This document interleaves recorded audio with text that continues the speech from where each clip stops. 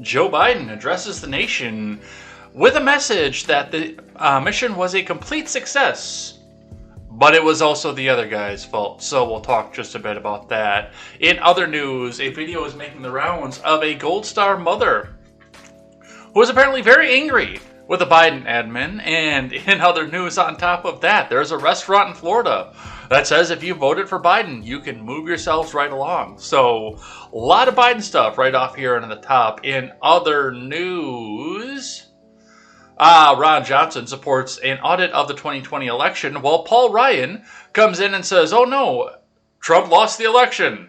So we'll talk just a bit about the dichotomy in my state. The recall is in full swing. So we'll go in and check out what's going on with that and what that means going forward out of California. And an update on a story we've covered before, because a Chicago judge has reversed the decision and will allow the unvaccinated mom to see her son. It is going to be all this and more. Hey, do you trust the plan yet? I'm J. Edgar, and this is Contemporary.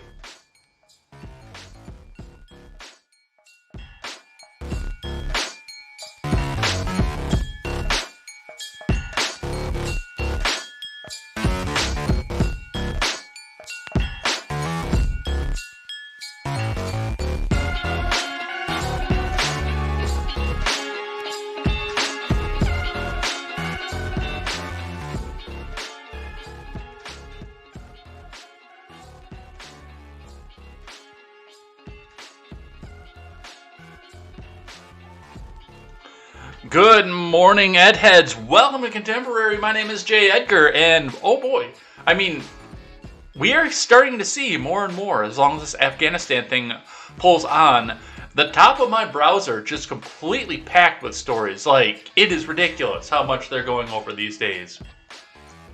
And with that, I mean, we got to cover it all, and sometimes we get some longer shows, and more, we've been having to leave some for the next day, so I still have some left over from yesterday as well. But we're going to try to get through all of it. We're going to try and stay on task. I've got a little bit of a longer video clip. I don't know if it's going to happen or not, but we are going to try and stay on task and get this stuff done and knocked out. So you guys can get on with your coffee. I can get on with my Blue Mio. Blue drink right there, and we can get out for the day. But before we get started, before we even sell the wares off of this, yesterday, and I saw the cup here because, well, I kind of passed out with it here, but I had Culver's yesterday, the last carbs for quite a while. I start back on keto today, so pray for me.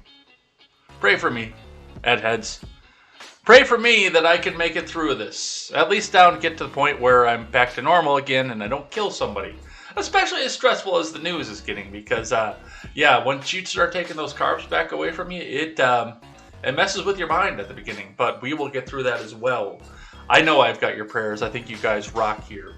And before we get into the news of the day, make sure you head on over and check out the Porch Boys, the Daily Ignoramus, the Breakdown with Birkenhoff, the R-Rated Conservative, and the Freckles and Brit Show, all upcoming members of a new project we have coming up. And I keep saying it might come in the late fall, and it's fall already, so I've really got to get behind the ball on this and get in contact with BJ and let her know that, yes, we're ready to go. I want to do this. Let's get some money together. Let's figure out what we've got going on with this. But there, yes, will be a new project coming up. Some news, some videos, some stuff like that. It's going to be a great time, and all your favorite creators are going to be there as well. So go and check that out. All your favorite creators in one place. All right, let's get into it. And the first thing before we do finance today, I've got one of those where I had to see it, so now you have to see it. Those are always good ones, aren't they? So starting from Twitter, because of course, why wouldn't it be from Twitter? You asked #Ford to make the very gay Raptor a reality, and we heard you. Our real-life version made its debut in Cologne Pride last week in its rainbow-adorned glory. There it is, the Ford Ranger Raptor, wrapped in a fucking rainbow. And of course it's European, because why wouldn't it be European? Oh, you make it really hard to continue with brand loyalty. And I'm a big Ford guy too. You make it really, really hard to continue with brand loyalty. I'm going to, because I like my truck a lot, and I like the engine that's in it a lot, but oh man, you make it hard to continue spending money with your company. Still going to. They still make one of the best pickup trucks on the market. Still going to buy it. But now I'm at least going to have to think about it. So that's what's going on with that. Oh, let's get this over here. All right, let's get into the finance of the morning here. Starting with the Dow. The Dow tumbled, well, it didn't tumble again. It did another kind of roller coaster from yesterday where it dropped down. And then it kind of back around and it came back down once again pretty hard, but it looked like it was trying to rally back. And the futures are saying that we're possibly going to get a rally coming back into September. So we'll see what happens with that. But the Dow ended 39.11 down, or 0.11%. Looking at your Bitcoin, let's get a refresh because this is still the same price from last night. 47,845, $1,000 jump overnight. So some people are seeing some stuff that they might not like, or they might like coming into the economy and putting a little bit of money into Bitcoin. And that's just an overnight jump of $1,000. So that's what we'll see coming back up out of that. Your metal prices. Copper, again, took a very, very good day today. So if you got some copper right now, I would actually hold on to it for a little bit. If you got some copper you've been waiting to get over to the scrapyard, I'd hold on to it a bit because it's on the way up right now. Once you start seeing the red again, go and sell that stuff. But sell it on the day you see the red, because that's at its highest, or just below its highest point at this point. But yeah, copper is going up. Steel is still going back down. A lot of aluminum is on the way down. Aluminum is mixed. It depends on what piece of aluminum it is, because cans are up, radiators are up, or radiators are down, but copper fin is up. Aluminum rims are up. Lead is up. Cats are coming back up. So that's what we see coming back up out of the metal for the day. All right, let's see what IBD has to say. Dow Jones futures signal modest market rally. CrowdStrike leads earnings. Movers, Tesla rivals report sales. This is from Ed Carson. Dow Jones futures rose modestly early Wednesday, along with S&P 500 futures and NASDAQ futures. The stock market rally paused Tuesday while Zoom video communications plunged. CrowdStrike stock headlined earnings movers overnight. NIO and other China EV makers report monthly sales, with Tesla stock just above an aggressive entry. But Biden's not here yet. We don't need to talk like that just yet. Come on, man. The thing, man. CrowdStrike, Anaplan, and Ambarella reported earnings late on Tuesday. All three topped estimates. CrowdStrike fell overnight, while Anaplan surged and Ambarella stock popped. Is Ambarella Barbarella's sister? I haven't seen that movie, but I am aware of it. I've seen pieces of it. NIO reported August deliveries of 5880, up 48% versus a year earlier, but down 26% from 7931 in July. NIO cited record new orders, but blamed supply chain issues, almost certainly including chips, for hampering production. It cut Q3 delivery targets from 22,500 to 23,500. From 23,000 to 25,000, fellow EV startup XPeng delivered 7,020.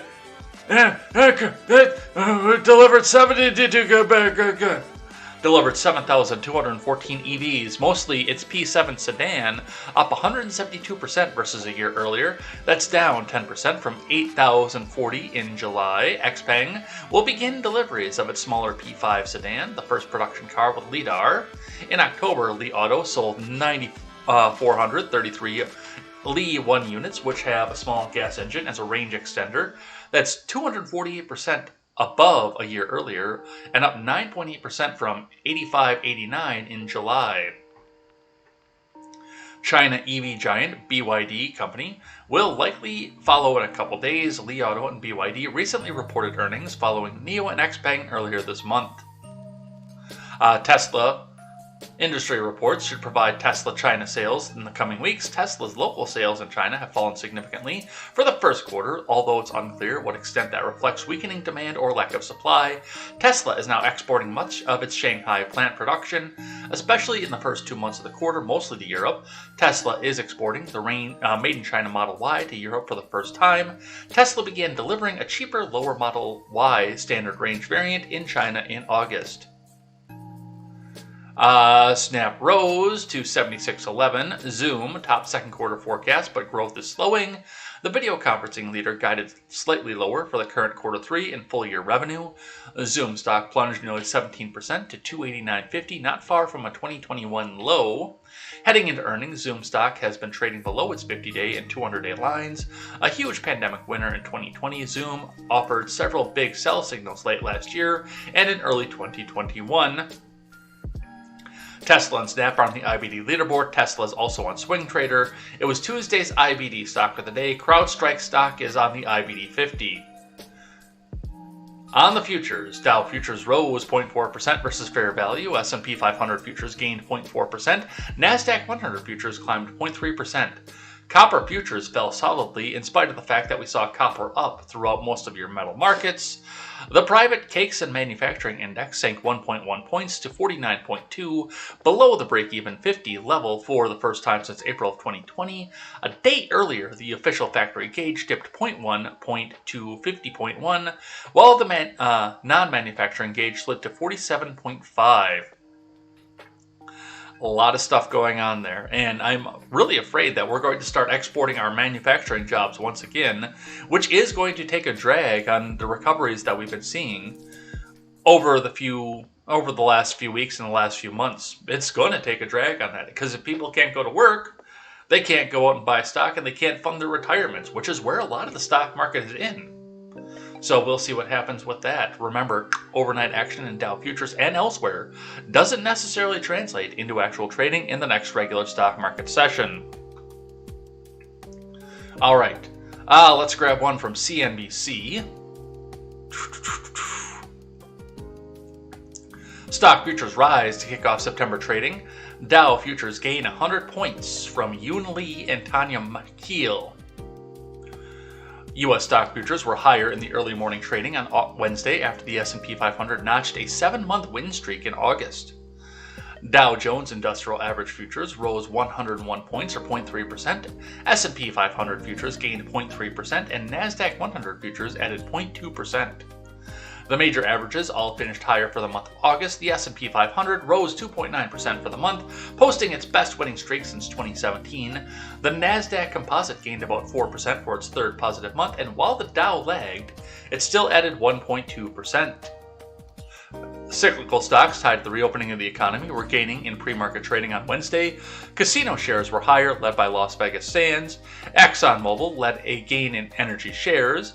Banks shares were rising, led by Citigroup and Bank of America, up by about 1% apiece in pre-market. The financial sector led the market higher in August with a gain of 5%. We maintain a risk-on stance and position in stocks that should benefit from strong economic growth and reopening, wrote UBS wealth strategist in a Wednesday note. Solar stock Sunrun gained 2% in pre-market trading after JP Morgan predicted a comeback that would take shares 90% higher.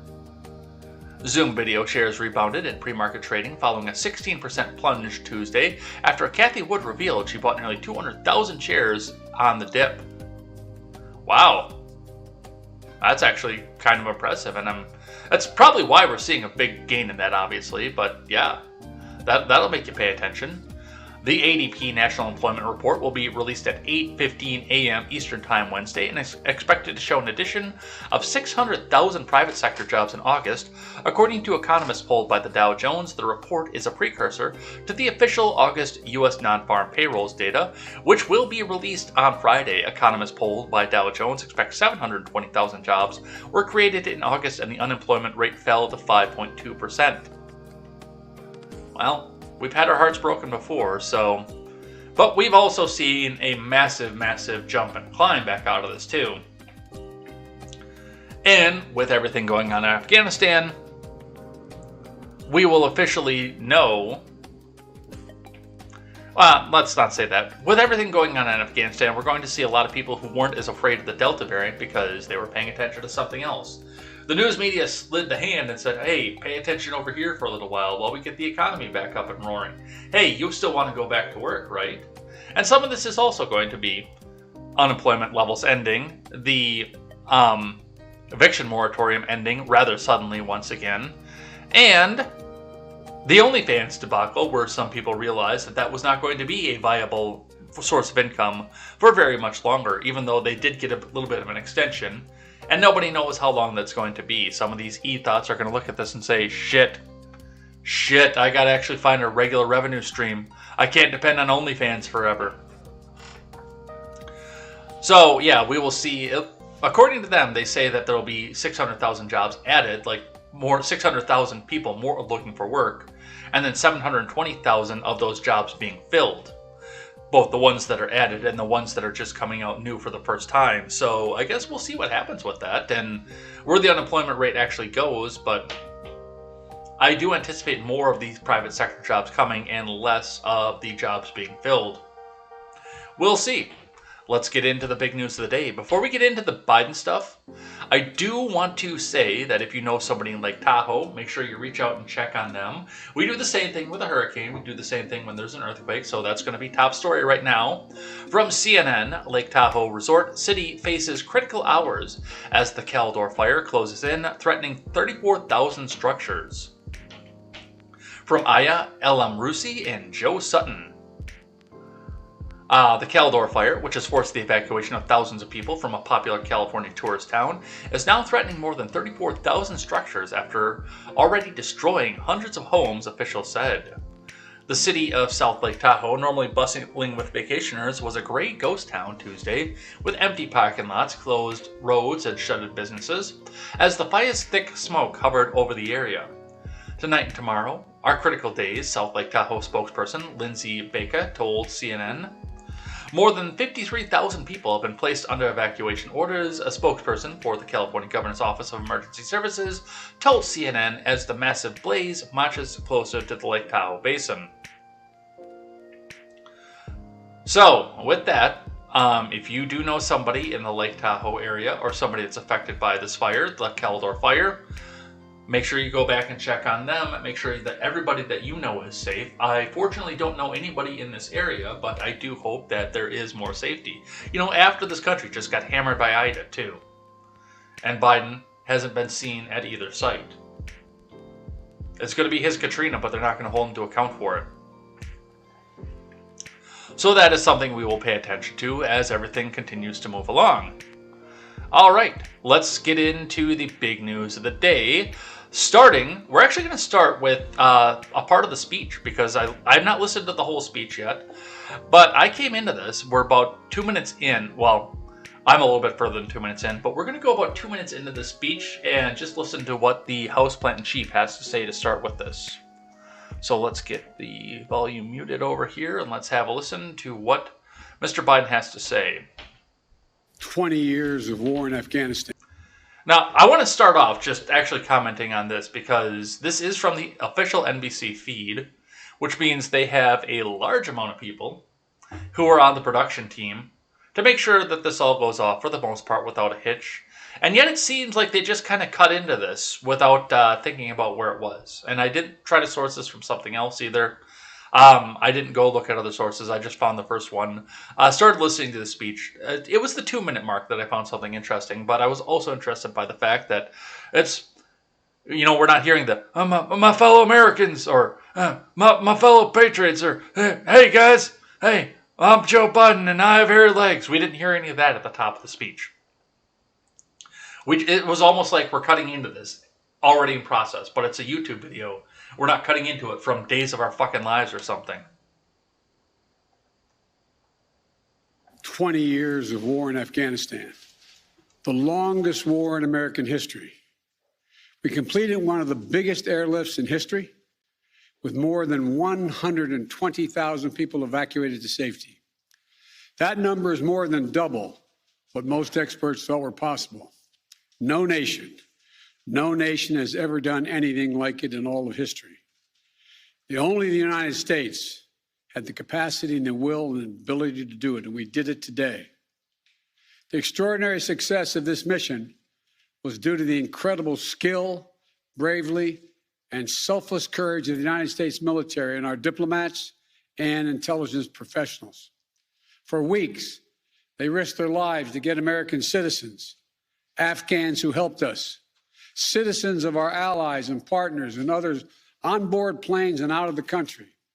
And they did it facing a crush of enormous crowds seeking to leave the country. And they did it knowing ISIS-K terrorists, sworn enemies of the Taliban, were lurking in the midst of those crowds. And still, the women and men of the United States military, our diplomatic corps, and intelligence professionals did their job and did it well, risking their lives, not for professional gains, but to serve others, not in a mission of war, but in a mission of mercy. 20 service members were wounded in the service of this mission. 13 heroes gave their lives. I was just at Dover Air Force Base for the dignified transfer. We owe them and their families a debt of gratitude we can never repay, but we should never, ever, ever forget. In April, I made a decision to end this war.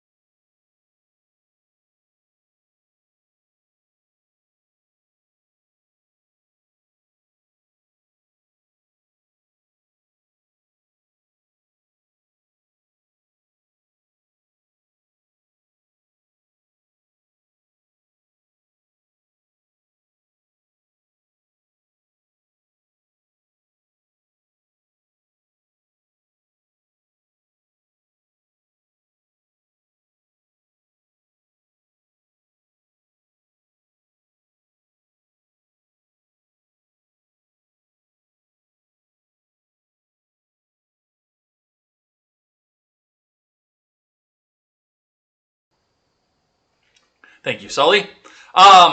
So back to what I was saying off of that. So, and I stopped this at the point because he's telling us that he made the decision in April. I made the decision in April to go out and end this war. And really you didn't. You didn't make this decision, Mr. Biden. You didn't make this decision to go and end the war. Your predecessor did.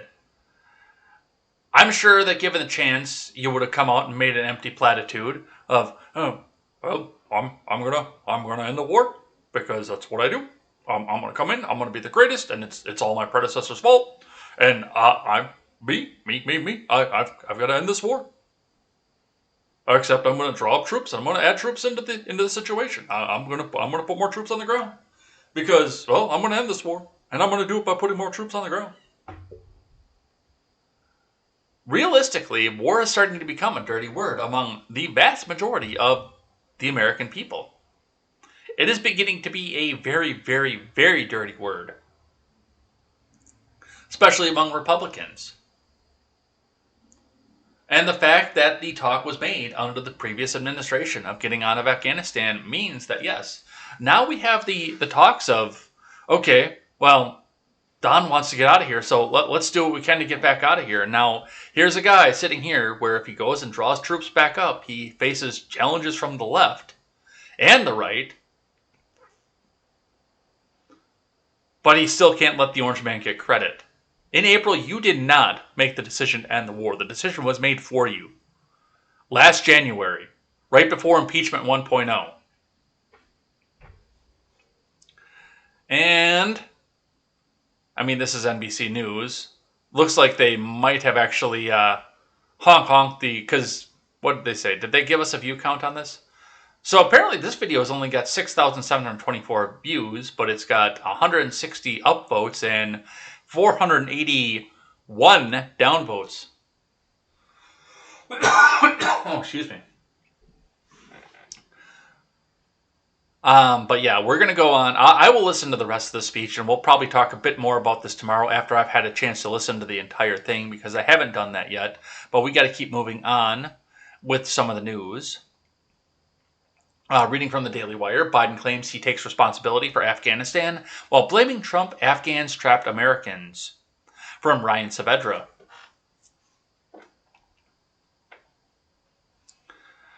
Democratic President Joe Biden lashed out at his critics, former President Donald Trump, and even Americans stranded in Kabul during a widely criticized, bizarre speech that he gave on Tuesday about his handling of Afghanistan. Biden turned his back on reporters and did not take questions, even as hundreds of Americans remained trapped in a country now controlled by extremists, apparently breaking a commitment that he made during an interview with ABC News a couple weeks ago, in which he said that he would leave U.S. troops in the country until all Americans who wanted to leave had been evacuated. Biden claimed that the mission, which resulted in hundreds of Americans being left behind and 13 dead U.S. service members, was an extraordinary success. Let's listen. No nation has ever done anything like it in all of history. Only the United States had the capacity and the will and the ability to do it, and we did it today. The extraordinary success of this mission was due to the incredible skill, bravery, and selfless courage of the United States. No nation. In April, I made the decision to end this war, Biden said, appearing to take responsibility for his actions before immediately shifting blame onto others. As part of that decision, we set the date of August 31st for American troops to withdraw.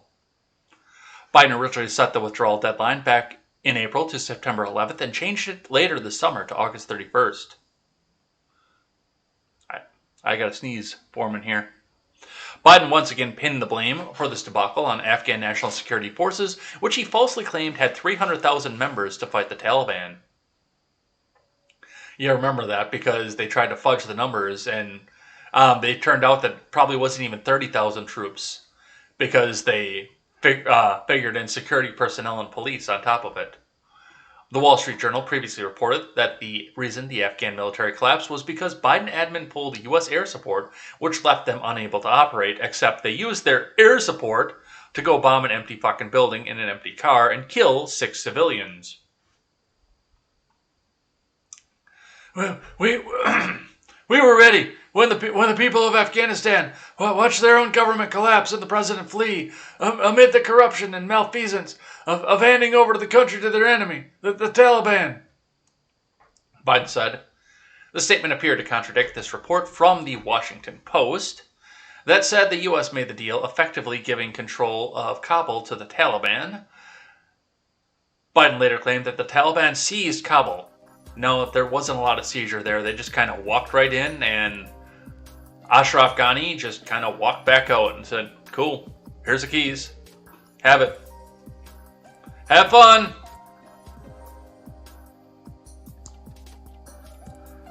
Biden tried to downplay the hundreds of Americans who were left behind by claiming the admin had reached out 19 times to Americans in Afghanistan with multiple warnings and offers to help them leave Afghanistan all the way back as far as March.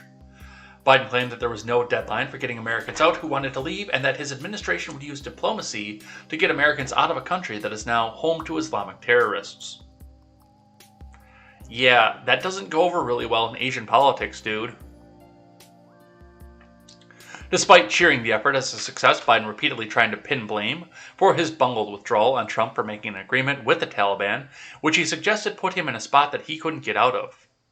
Well, and like I said at the top of this, yes, Biden was in a spot that he couldn't get out of. He absolutely 100% was in a spot that he couldn't get out of. He was sitting in a spot where, where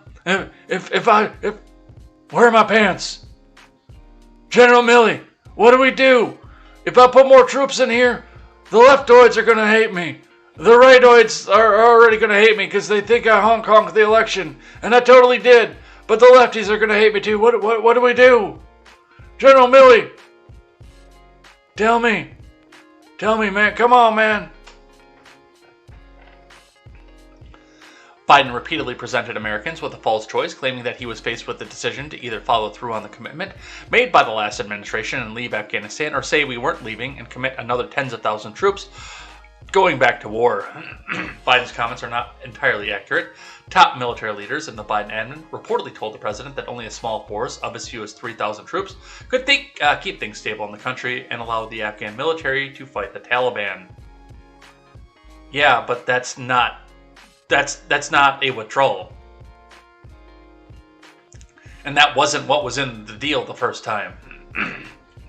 In fact, a small force of as few as 3,000 troops is still an occupation of Afghanistan.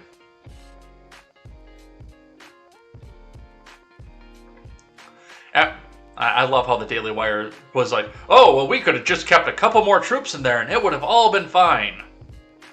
And then we could have used them as a standoff point to go and fight for our greatest ally.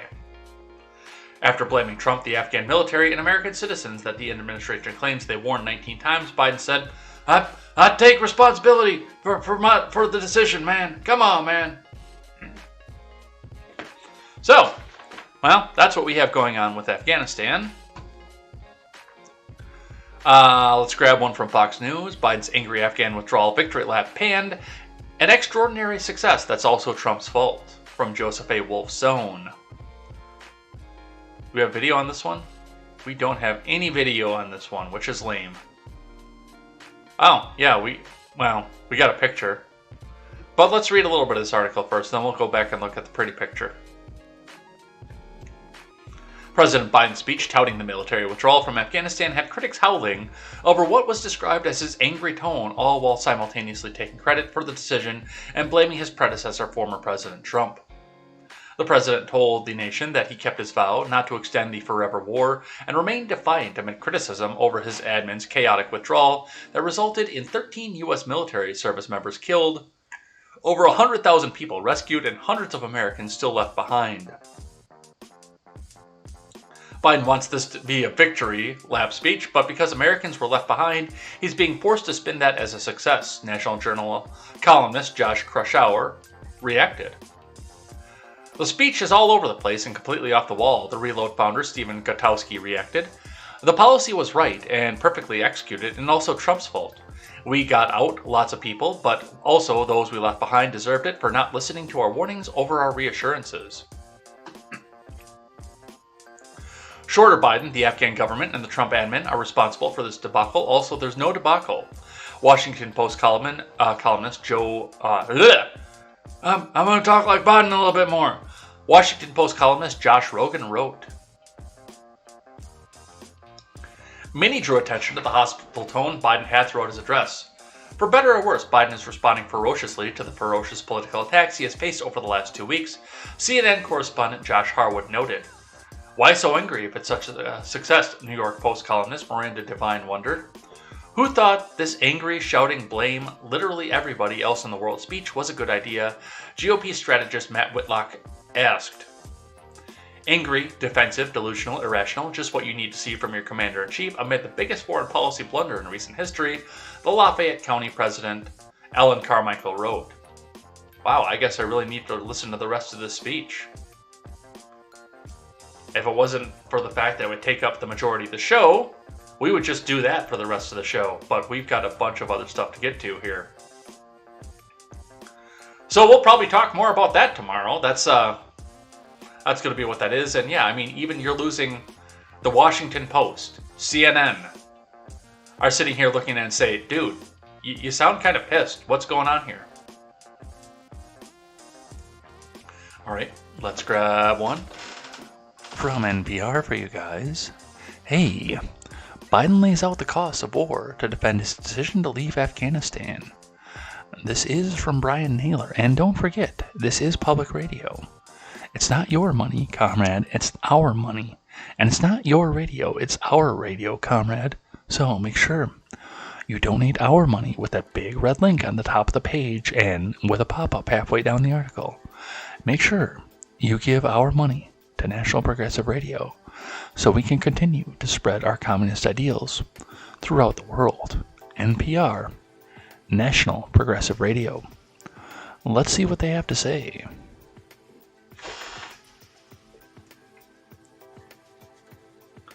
Speaking one day after the last U.S. troops left Afghanistan, ending America's longest war, President Biden on Tuesday forcefully defended his decision to end the U.S. military involvement in the beleaguered country, calling it the right decision, the wise decision, and the best decision for America. I was not going to extend this forever war, Biden said in his remarks from the White House, and I was not extending the forever exit. Pushing back against those who advocate for a small force remaining in Afghanistan, Biden said, "There's nothing low grade or low risk or low cost about any war. Come on, man." He said the U.S. missions overseas should have clear, achievable goals and stay clearly focused on the fundamental national security interests of the United States. Biden also defended the much criticized U.S. evacuation and said the U.S. is committed to continuing to help Americans and Afghans leave the country. As he has previously, the president painted the decision to leave Afghanistan as a binary choice: either continue indefinitely the 20-year war at an additional cost of U.S. lives and resources, or end the American involvement. Biden said the U.S. achieved its original goal in Afghanistan a decade ago by hunting down Osama bin Laden, the al-Qaeda leader and the mastermind of the 9/11 attacks. Citation needed, please. But still stayed another decade. The terrorist threat has metastasized since then. Biden said the U.S. will maintain its fight against it, but he added, we don't need to fight a ground war to do it. Nearly 2,500 U.S. service members died over the 20-year war in Afghanistan, which cost hundreds of billions of dollars. You sure we're not to the T mark by that point? In his remarks, Biden said that people don't understand how much we've asked of the 1% of Americans who put on the military uniform.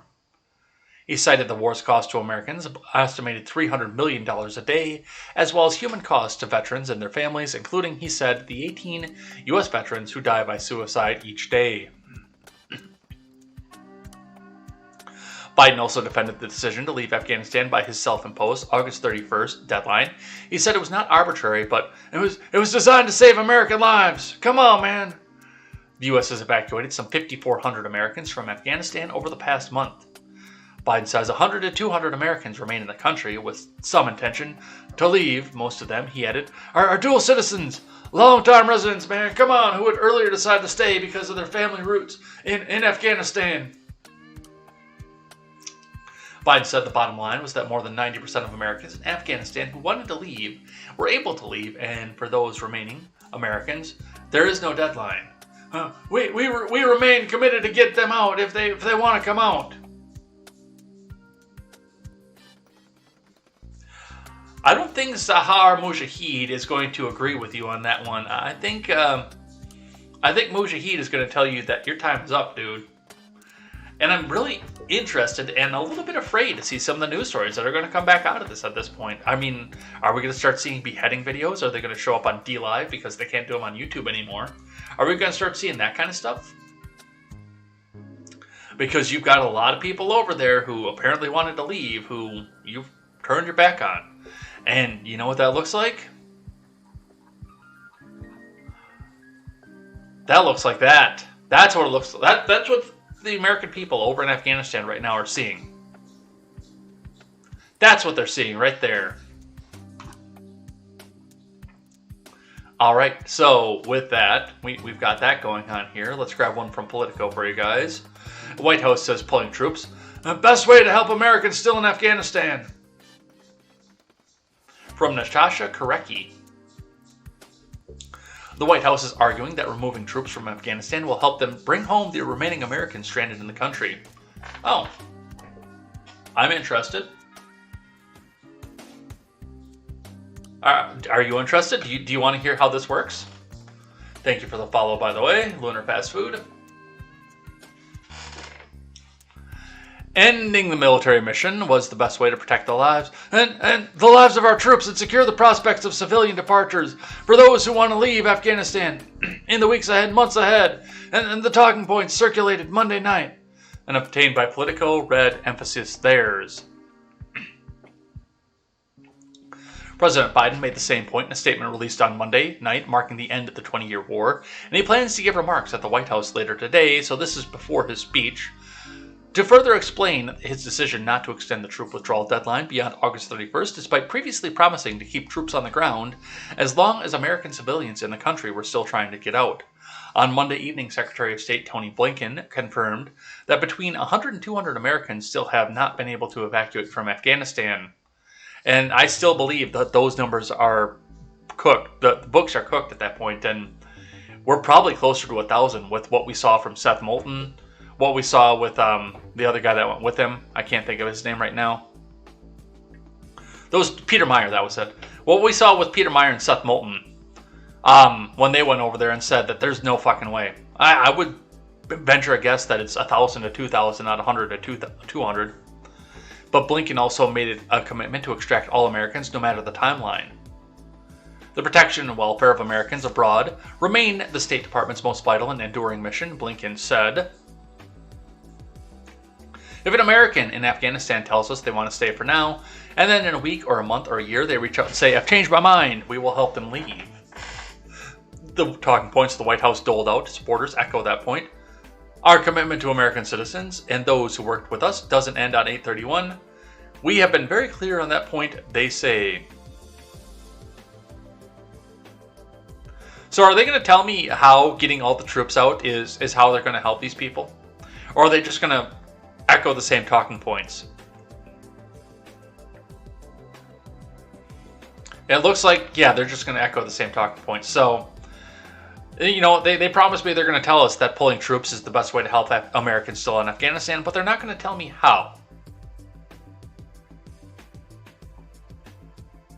Surprise! No plan. This is a good one here, and I'm actually glad we're getting into this here. So actually, I'm going to switch to that here because I want to put that next to this one here instead.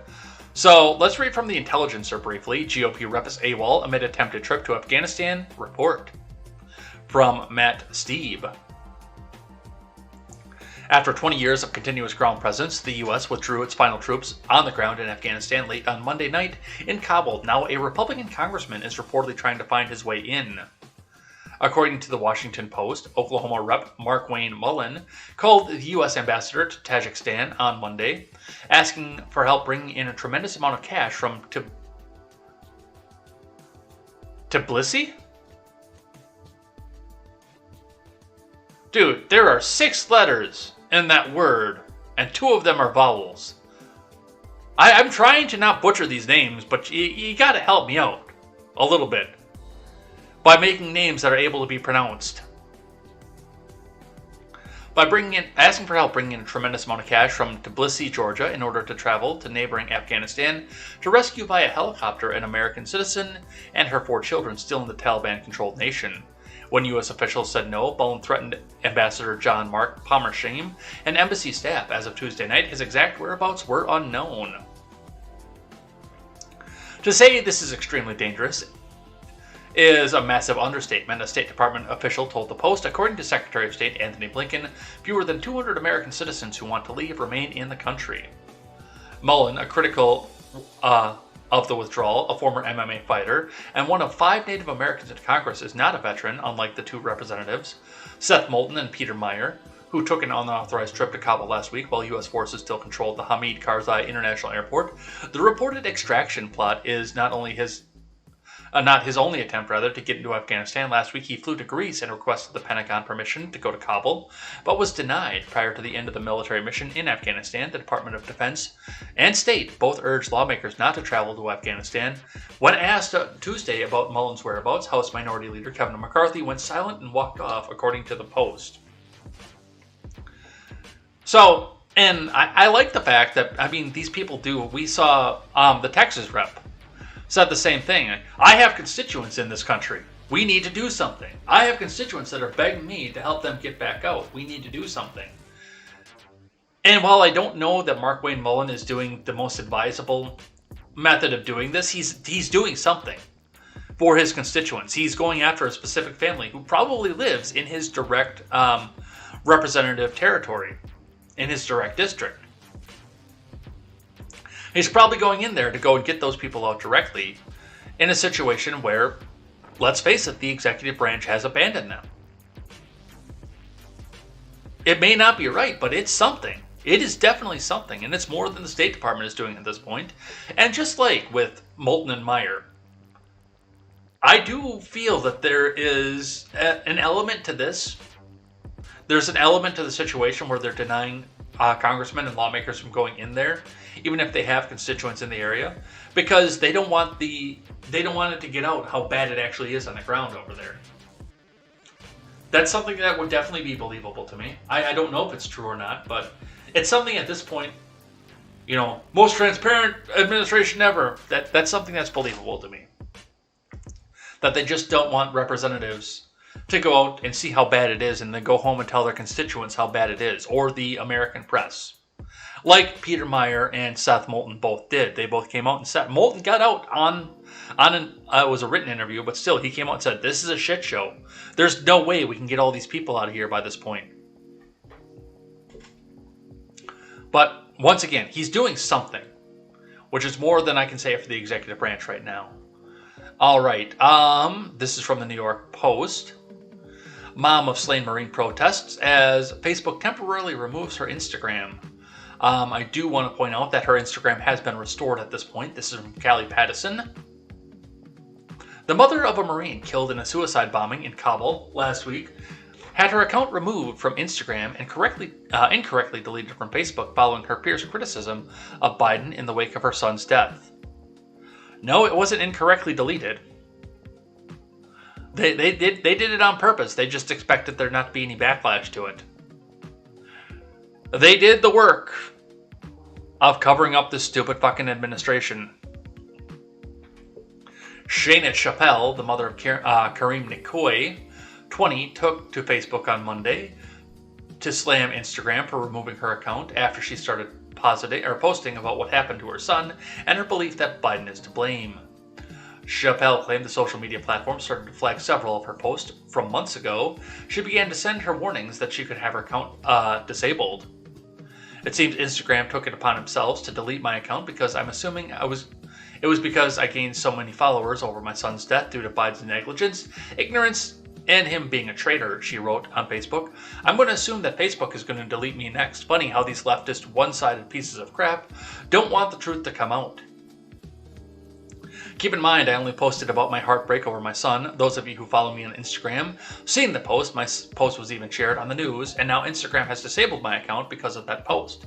Guess today I'll accept those interviews from Newsmax, Fox, etc. Instagram. You cannot silence me. You deleted my account because my son's blood is on Biden's hand. 13 heroes' bloods on Biden's hands. Hashtag Instagram.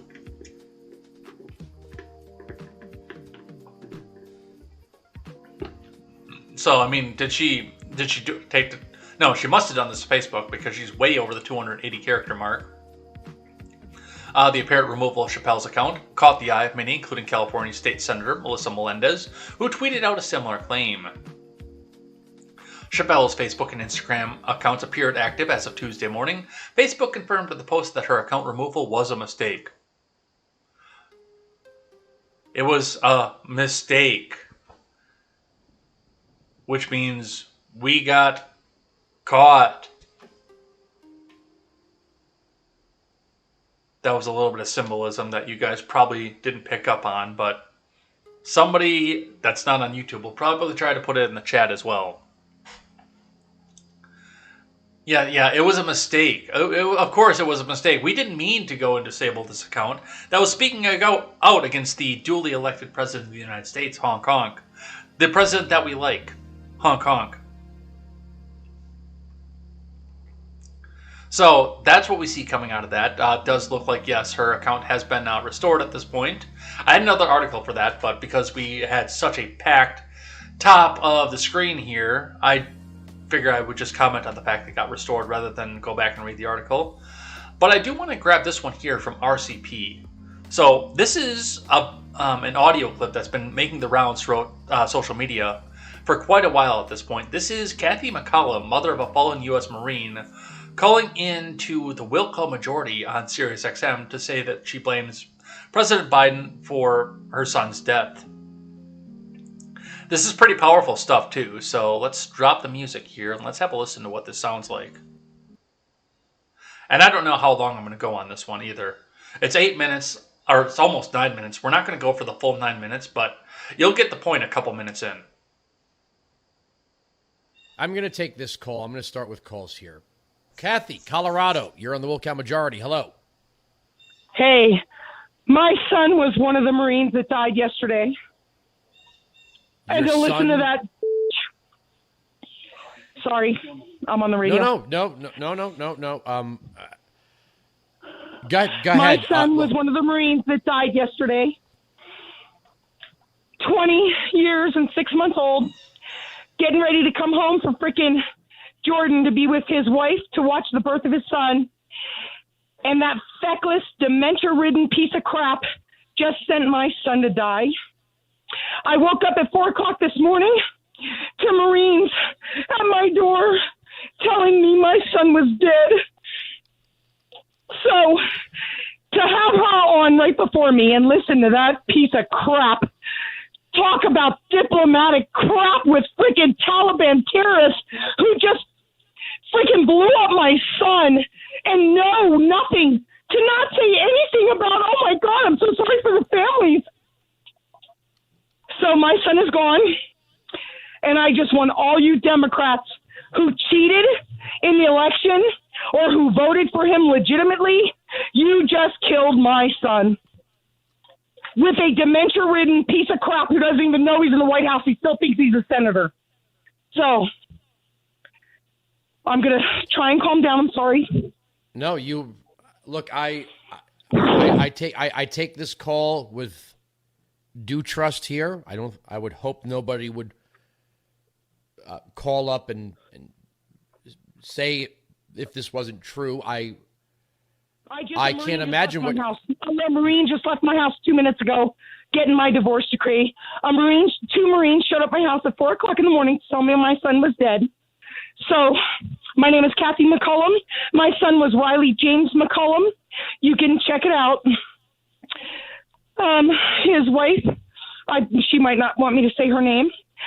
They just got married on February 14th, and they're expecting a baby on September 26th. And I just couldn't sit by idly because I think I need to just process through anger instead of tears. And so this is how I'm going to do it. And Laura Boebert's coming to my house tomorrow. My representative will be at my house tomorrow. And we'll speak, and hopefully she'll be able to convey my message to the rest of the United States. That this was, she said, your son did not die in vain, but guess what? My son did die in vain. This was an unnecessary debacle that could have been handled properly. They had months and months to remove everyone from Afghanistan, and they chose not to. And so they sent in freaking, 6,000 troops? And my son, through the laws of statistics, my son was one of the ones who just got blown up in a freaking terrorist bomb yesterday. So I know you'll check it out, and that's fine. So instead of grieving and crying, I'm just getting mad. If there's any organization that you would like me to connect you to, if you want to give us information, there are many family support organizations that we work with. We used to do a thing called Vet Ride. It's not just for wounded soldiers and Marines. It's also for families that have lost people. I can't imagine what you're going through right now. Everything you're feeling right now is justified. I don't think you have to apologize or. All right, and I mean it's good that they're reaching out with that, and they're giving the option to donate to an organization to get this out and help other families that are having to deal with this as well. So I mean I'm glad with that. But yeah, that was some powerful stuff. That was definitely some powerful stuff. As far as Boebert being involved, I'm a little bit wary about that, but that is what it is, and she is. I don't think she's as planty as Marjorie Taylor Greene is, but still, I think it's just a little bit sus with Lauren Boebert there. But regardless, we'll leave that one at the door. But I mean that's a powerful thing, and it didn't have to be this way. That has been one thing that a lot of us have been pointing out right from the beginning, right from the very first time we heard that there were problems. From the first time we heard that there was a bomb over there. It didn't have to be this way. It did not have, 100% did not have to be this way. And yet, here we are. Here we sit with it. All right. So, with that, we will go. What are we saying? What is fake here, by the way? What are we saying is fake?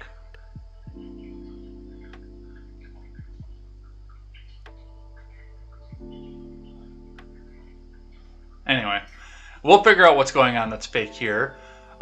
This also I have going on over in this. Now, there are people who have said that this isn't real. There are people that said that this is a training exercise.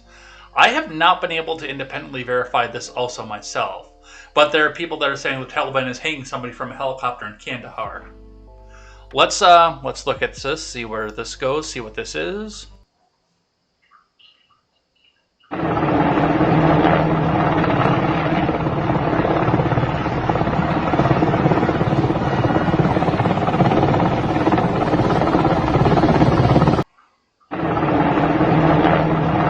Let's blow that up a little bit.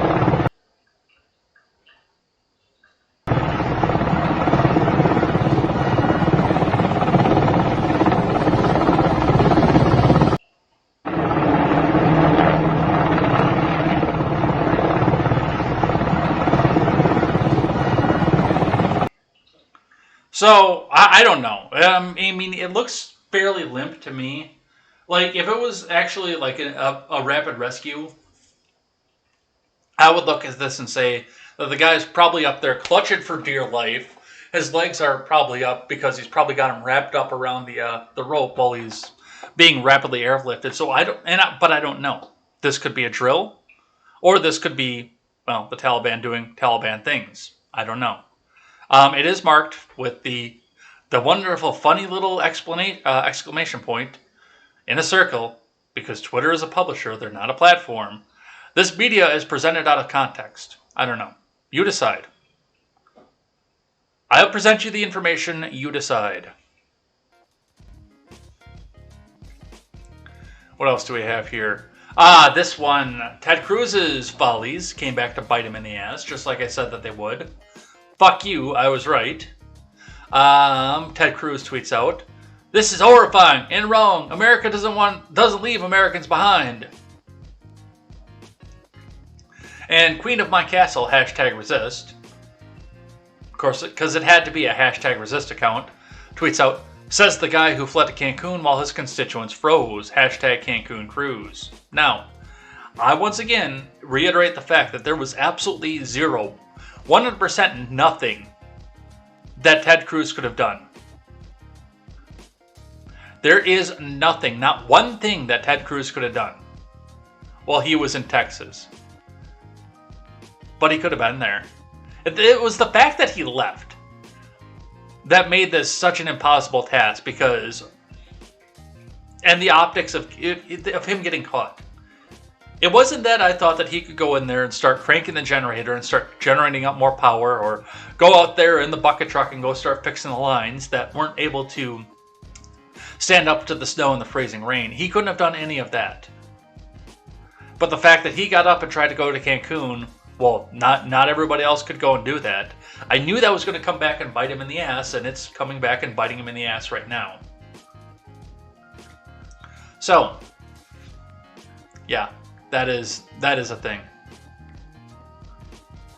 All right, another one from the New York Post for you guys.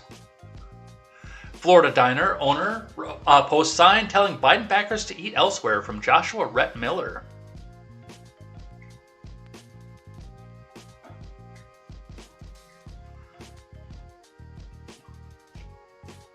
Oh, the audio clip seemed fake. I don't know. It seemed pretty raw and emotional to me, but, you know, I wasn't there on the phone call either. The owner of a Florida diner is telling President Biden supporters that they're persona non grata in the wake of a suicide bombing that killed 13 U.S. service members in Afghanistan. A sign posted in the window of the DeBerry Diner flatly tells would-be customers to turn away if they back Biden and his admin following Thursday's attack by ISIS-K at the Kabul airport, WOFL reported. If you voted for and continue to support and stand behind the worthless, inept, and corrupt administration currently inhabiting the White House that is complicit in the death of our servicemen and women in Afghanistan, please take your business elsewhere, the blunt notice reads. Angie Ugarte, who has owned the diner for 5 years, said that she posted the sign Thursday after the suicide bombing that also killed nearly 200 Afghans. She intends to keep it up as long as Americans are stranded in Afghanistan, WOFL reported. It was the only thing I felt like I could do, Ugarte told the station. I was just angry. I was just let down. I felt like one of those mothers or wives or sisters who were going to get that knock on that door. There's the sign. Ugarte said a lot of regular customers at the diner, which boasts the tastiest Cuban sandwiches in town, according to its website, are military vets. An entire wall inside is devoted to service members, featuring military photos, flags, and other decor. Video shows. They have coffee every morning, Ugarte said to the local vets. Reaction from customers, however, has been mixed, Ugarte said. I've had people come to the door, look at it, and turn away and walk away, she told WOFL. And I've had people come into my kitchen while I'm cooking and say, hey, I like your sign. Regardless of the responses it causes, Ugarte says the plain-spoken poster is there to stay for now. If you really stand behind what's allowed to happen in the way that's happened, which was unnecessary, then I really don't want to be associated with you in any way, and I certainly don't want your business, she continued. But at least one Florida man told the station he was put off by the sign and wouldn't be sitting at a table anytime soon. I think that was the point. I think that was the point. She doesn't want you to sit down in there because you did this, according to her. You voted for this, according to her. I think there was a little bit more honk-honk than that.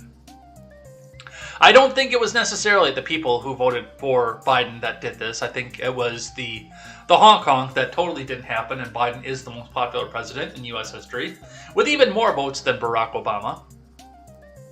He is the most popular president ever, but, I mean, really honestly, for what I'm doing and what we're doing with the upcoming project here, I'm not going to do the same thing. If the leftoids want to come back and read and look at the ads, or even, like I say, with the Twitch. I'm affiliate on Twitch right now, which means that every time somebody comes in, whether they're a leftoid who wants to come in and cause problems, or a full-on MAGA, or independent thinkers like most of you guys are, the most intelligent audience in morning talk. I stuttered as I said the most intelligent audience in morning talk. That couldn't have been planned. That couldn't have happened more perfectly. But you are the most intelligent audience in morning talk. Whether it's any of you, all of you come in on Twitch and see this, well, probably not the same ad, but a similar advertisement. And I get a fraction of a cent every time each one of you guys comes back and does that. I want the leftoids to come in. Come in, debate the rest of our people here. Absolutely. You're welcome here. We'll let you in. We won't kick you out unless you're being directly abusive for whatever reason. We won't kick you out. I've got no interest in kicking anybody out of here. Maybe mute some people here and there, but I have no interest in kicking people out of this channel. But that is what we're seeing coming back out of that with this woman. All right, let's keep going here. From the Hill. Shifting gears out of Afghanistan, going on to something here. This is, oops, my camera went away. This is one that they were talking about in the live chat at the end of the show yesterday, so I wanted to touch on this just a little bit. Reading from the Hill, Biden has canceled over $9 billion in student loan debt from Aris Folly. The Department of Education has canceled more than $9 billion in student loan debt since President Biden has come into office, with moves that will affect more than 563,000 borrowers. The agency confirmed the new top-line figure upon its recent announcement detailing the cancellation of $1.1 billion in debt for 115,000 borrowers that attended ITT Tech, which is now defunct. The department said borrowers receiving relief attended ITT during a period in which the institution misrepresented its finances and misled students about unaffordable private loans that were allegedly portrayed as grant aid. ITT's malfeasance drove its financial resources away from educating students in order to keep the school business for years longer than it would otherwise have, resulting in debts that are being discharged starting today, the agency said. Education Secretary Miguel Cardona said ITT, which closed permanently, not prematurely, in 2016, hid true financial state from borrowers for years, while luring many of them into taking out private loans with misleading and unaffordable terms that may have caused borrowers to leave school. Cardona extended the window for relief to March 31st, 2008, after a review by the agency into events that led to the closures of the institution, as well as the filings with the Securities and Exchange Commission and the company's bankruptcy court proceedings. The agency said the date marks when the company leaders publicly disclosed the start of a financial scheme that kicked off a series of misrepresentations to hide the true nature of the school's finances following a public loss of the outside financing. So, it does appear that at this point, yes, they are forgiving some parts of the student loans. Now, this is not a whole cloth thing. And that's one thing I wanted to point out as we were starting to talk about this, and as this is coming out. I don't agree with it. But this is a fraud protection measure, this last round.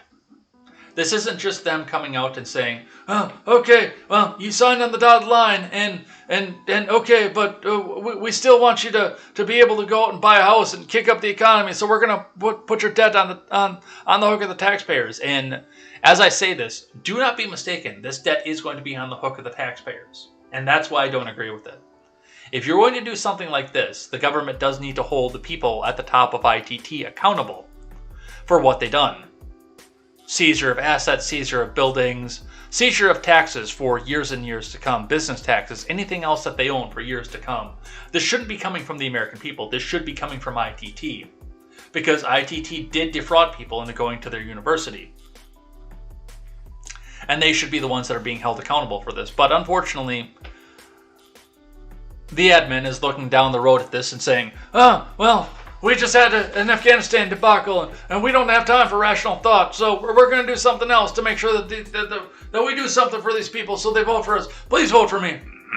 Please vote for me again. And please let me be the nominee, you guys. Come on, man. Come on. When realistically, yes, we have bigger problems off this. And the other big part of this has been, and we talked about this when this happened, it wasn't necessarily student loan forgiveness over the fact of everybody needs a student loan forgiveness because otherwise they can't participate in the economy. Come on, man. It was a situation where they were forgiving people with disabilities. Again, don't agree with it. You should have known that you didn't have the ability to pay this back when you went to school.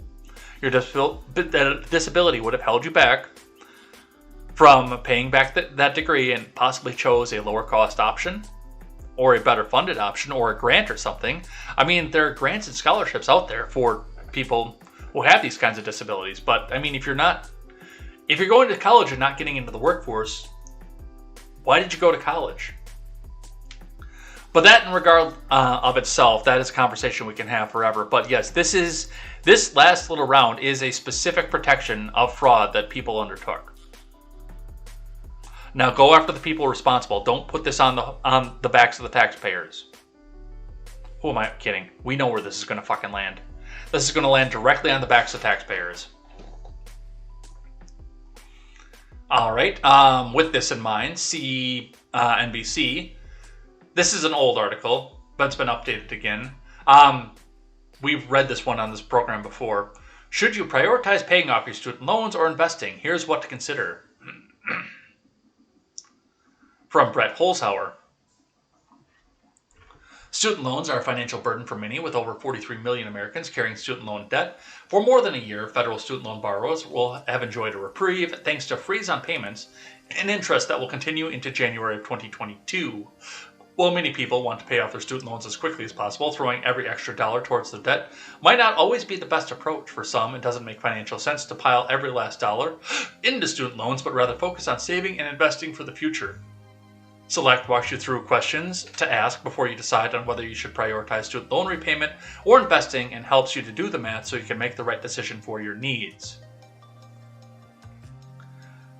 Okay, and I'm going to answer your question right now. No, you should pay off every penny of your student loan, get as far away from that as you can, and then start taking that kind of money because you saved that kind of money and investing that into whatever it is that you think that you need to do in order to get your retirement. But get rid of that shit. I'm working on that myself right now.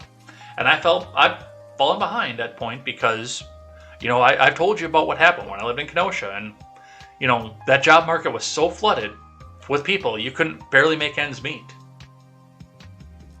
Plus, there was an identity theft that happened on top of that. But that happened while I lived in Mass still. I didn't find out about it until I lived in Kenosha. But that also happened on top of it as well. But yeah, get out of your debt before you start investing.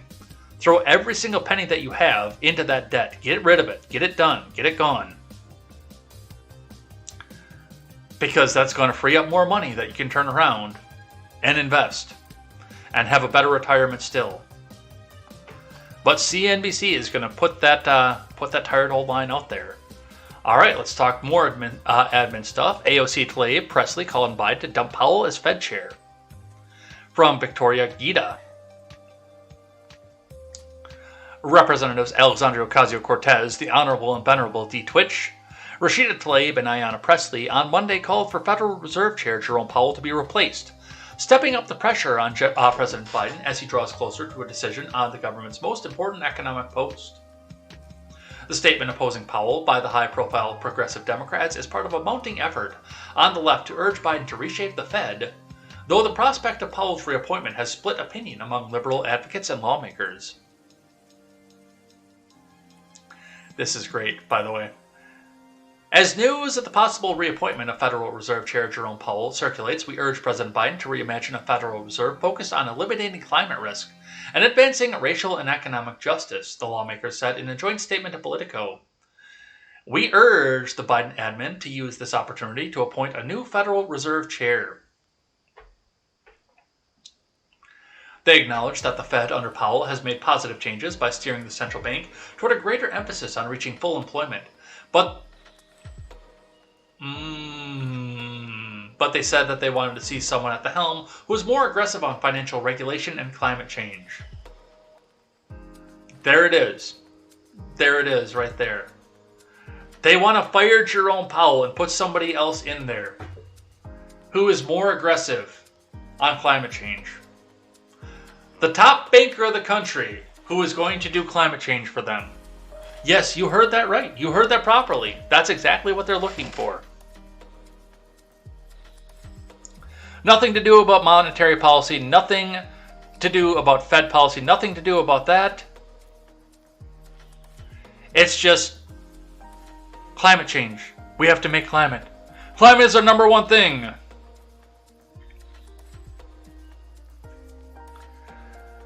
With inflation rising at 5.4% month over month.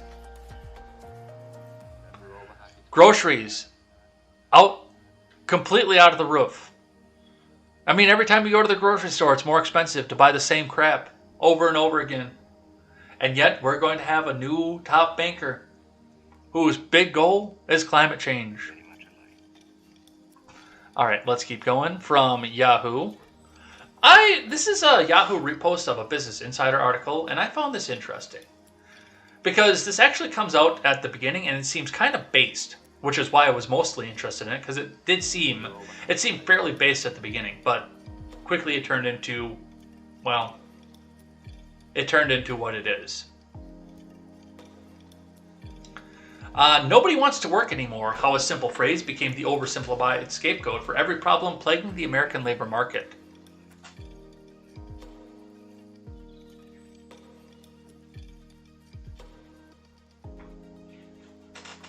From Ben Gilbert. On a recent trip to Pennsylvania, this is just bullet points of this. Doge is down again. Well, it's coming back up. It's not the 53 cents it was at its hype when I had the most money sitting in Doge, but it's still not bad considering I bought 20 bucks worth at 0.3 cents a coin. Maybe you've seen it on a sign at your local Taco Bell drive-thru or as part of a screed on social media. Nobody wants to work anymore. The phrase has become strikingly common in current American society, and taken at face value, it stands to reason that everyone has collectively decided to stop working. On a recent trip near Reading, Pennsylvania, I heard the phrase no less than 3 times in 24 hours from 3 completely different people. My colleague, Ain Kane, recently traveled through several states and saw the same signs everywhere, from Virginia to upstate New York. It even spread to the most popular show on cable news, Tucker Carlson Tonight. The government is paying people more not to work than to work, Fox News' Tucker Carlson said in his primetime show in May. So why would they work? Why would you? Well, some Americans are receiving more money in unemployment than they would from a minimum wage job. The situation is much more complicated than Carlson makes it out to be. No, it's really not, and there are some of the signs. We are short-staffed. Please be patient with the staff that did show up. No one wants to work anymore. For over 11 years, Blank has strived to provide our customers with great food and service in a pleasant atmosphere. We're now faced with a situation we've never experienced. People don't want to work. Business owners all over the country are trying to hire people. We regret any inconvenience this may cause, but due to this problem, we may at times be short-staffed, which could cause delays in food and service. We ask for your patience in this situation, and we hope we will not last long. Thank you for reading this and your understanding. We appreciate your support. Signed, Redacted. The ongoing pinko pox pandemic has been the catalyst for a variety of huge changes in the labor market, including a drastic decrease in women, especially women of color, participating as a result of lacking access to childcare in major retailers like... Wait. What are you saying? Women of color are the only people who have children out of wedlock? Is that what you're saying?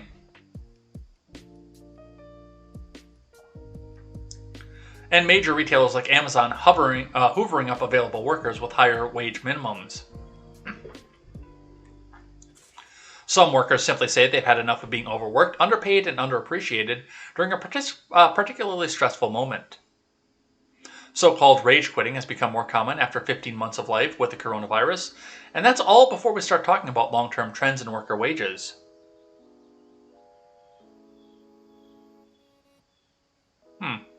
Interesting.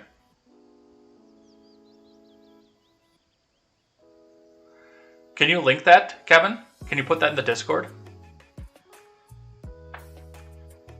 That's an interesting one to go look at. Instead of no one wants to work anymore, former Secretary of State Labor Robert Reich said, no one wants to be exploited anymore. Oh, fuck you. You want to go have the convenience of having your Taco Bell or your fucking Burger King and all their woke advertising. You want to be able to go down there in a half a second or go to your local Starbucks. But you don't want to work at that. You don't want to give other people that convenience. Fuck you. So why exactly is the phrase no one wants to work anymore so common even across political class and cultural lines? Like so many things in 2021, this meme appears to have its origins on TikTok.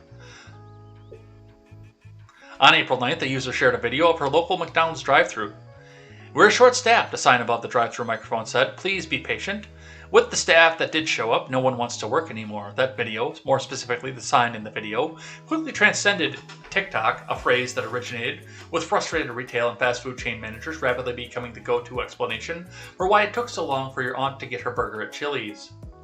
I suspect this is a mix of media amplification of critical opinions of millennials, Gen Z workers who want to change what work is and the growing job shortage. Dr. Towns, a program manager at Aspen Institute who studied narratives and patterns of spread, told Insider. Older generations will always believe younger generations to be lazier and more entitled than their generation was, just as our parents' grandparents told them about hardships back in my day. It leans on the long-held belief that young people are entitled and prefer instant gratification, Town said. It appears bipartisan, likely because, as social research has shown, as some people age, the politics shift more conservative, adding to the generational effect. One thing is clear: when businesses offer higher wages, they're able to attract more workers. Whether they will do that or continue to criticize potential employees remains to be seen. Which is, it's understandable. And what did we all clamor for when we were kids? We clamored for the jobs where we had to work a little bit and get a whole bunch of money. I remember that too. I know who was a manager at a McDonald's when I was in high school. I know who was working at the lumber yards, who was working at the restaurants. And you could usually tell that by A, their skill level, and B, the kinds of cars they drove and the kinds of clothes that they wore. Now, yes, some of them did get their cars bought for them by their parents, but not all of them did. But we always did clamor for the jobs, even what we had available to us at the entry level, that paid minimum wage was still under $5 when I was a kid, when I was in high school. It was like $4.85 or something like that when I was in high school. But yeah, we were always clamoring for the jobs that had $7, $8, $9 onto them. Or, in my case, much, much higher than that. But we were clamoring for those jobs, and we knew who got them, who didn't. We knew who did that, who didn't. And if the other jobs wanted to compete and to get more people in, they had to bump up their wages. They had to go compete with the other people who had the higher wages. But see, the problem, it is that it's not that nobody wants to work now, it's that nobody wanted to work ever. We always would have taken it if we could have had it, to have free money given to us. Now, I've grown out of that as I've grown older here, but we've always, really honestly, if we could get money for not doing anything, we would jump to do it. We would do it no matter what. We would do it as quickly as we could if we could get money for not doing anything. But with that being said and with that in mind, there were, at the time when I was a kid, there were a lot of jobs that were competing. We were in the late 90s, we were at a labor shortage, especially on entry-level jobs. So yes, they did have to bump up and say, okay, well, the grocery store is paying the minimum wage possible. The convenience store across the street is paying the minimum wage plus $1. Everybody's going to go over to the convenience store across the street. And then the grocery store is going to have to turn around and bump up their wage another $1 in order to get some of these workers to come back. So there's a lot to it. But no. I don't even know where to go with this. I know where to go with this, but the problem that we have right now is that these jobs, these entry-level jobs, which don't have the profit margin to pay, and this is the thing that I'm surprised that a magazine like Business Insider is putting out, because you would think they would know business, but these retail and fast food companies that don't have a massive margin to pay people are going to turn around and try to compete with the government. And that's the big competition here. It's the government. The government is the competition for all this. And when the government competes, everybody loses, because they can take your dollars back away from you and then give them to other people to try and jack your wages back up.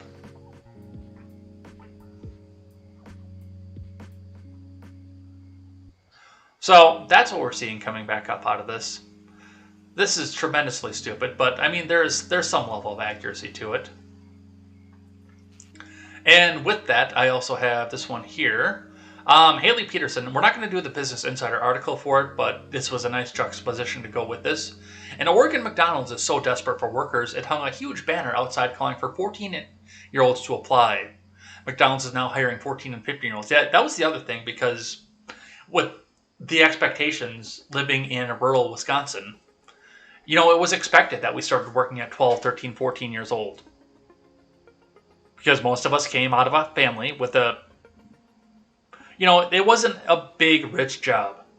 It was a low-level union job that you were mostly getting by. And we got by. We did okay. Both my parents worked.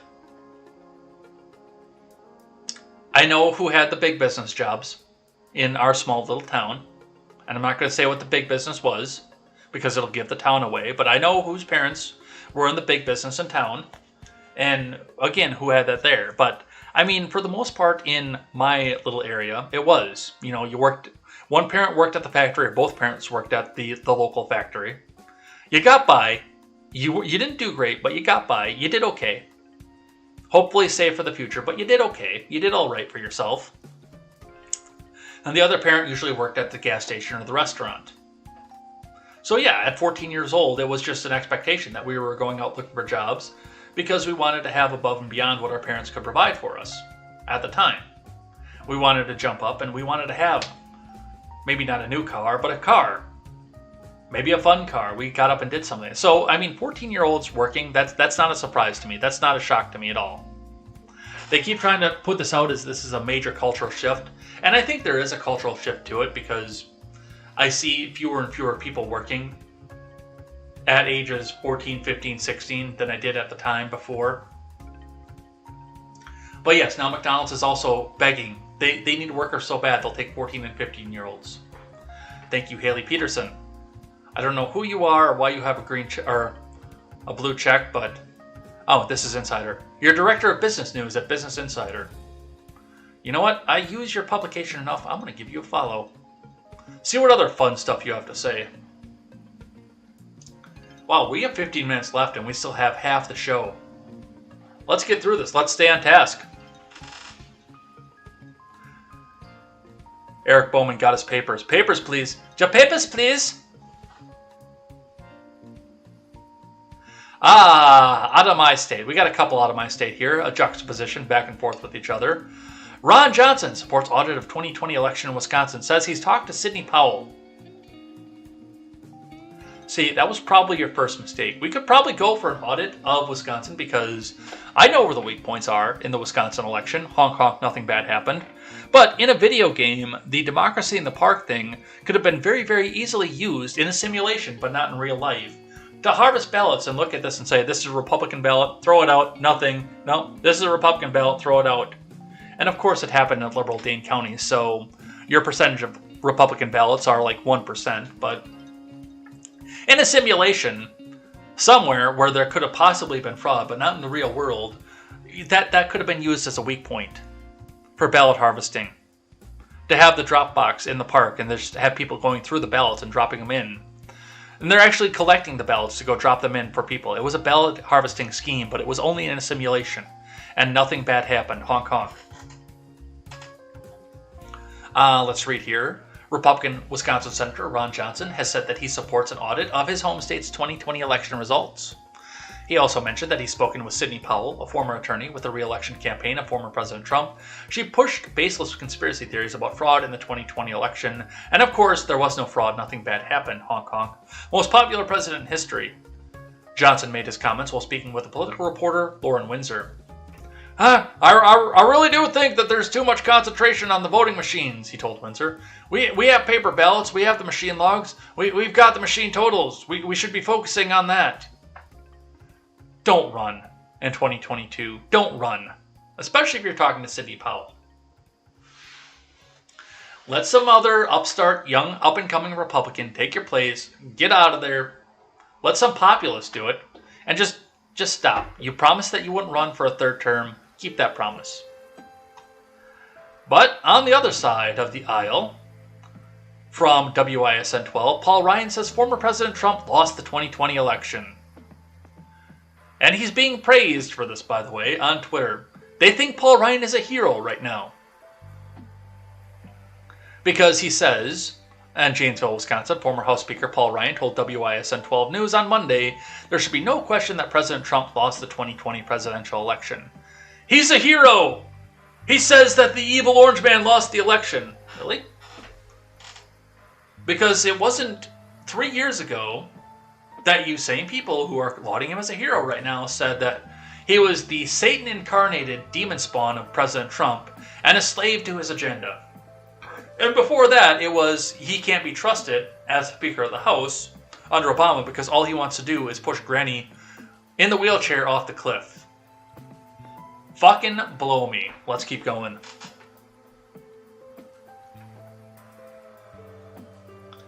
From CNN, Social Security won't be able to pay full benefits by 2034, a year earlier than expected due to the pandemic. In other news, water is wet.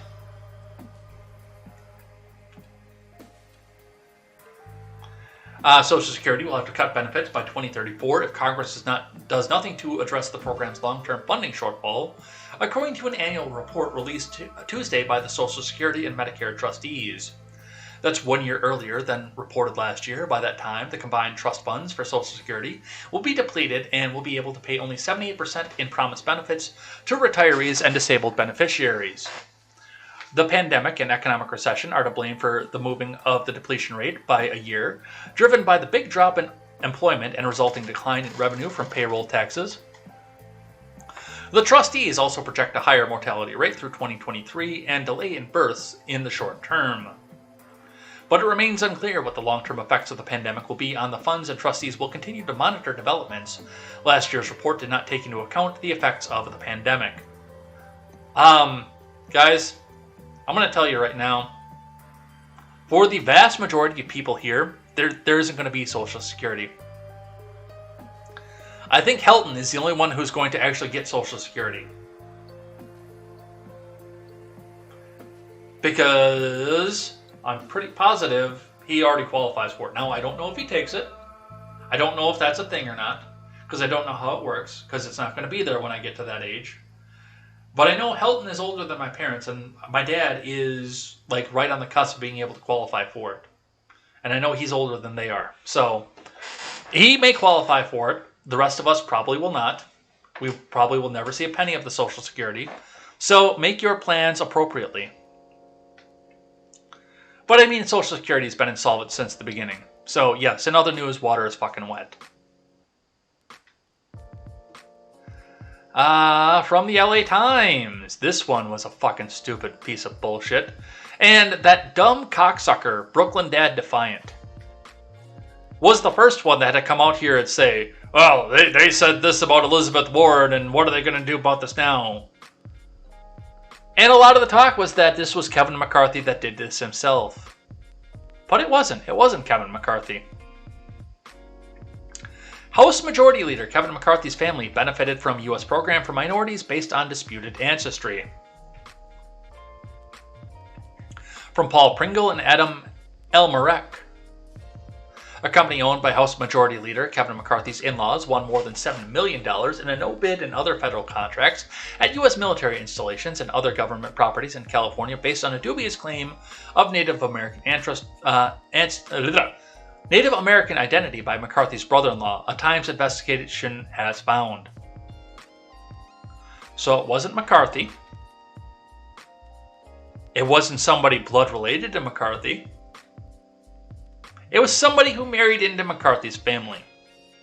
Probably for the money. This is a nothing burger. This is a non-story.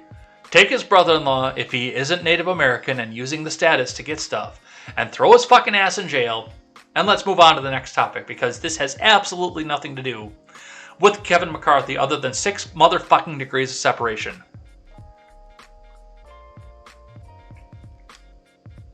The prime contracts awarded through federal program designed to help disadvantaged minorities were mostly for construction projects at Naval Air Weapon Station China Lake in McCarthy's Bakersfield-based district and the Naval Air Station Lee Moore in nearby Kings County. Yeah, throw this fucker in jail. He did it. He lied. He committed fraud against the government, which is a no-no. It's a felony. Throw his ass in jail. Fuck him.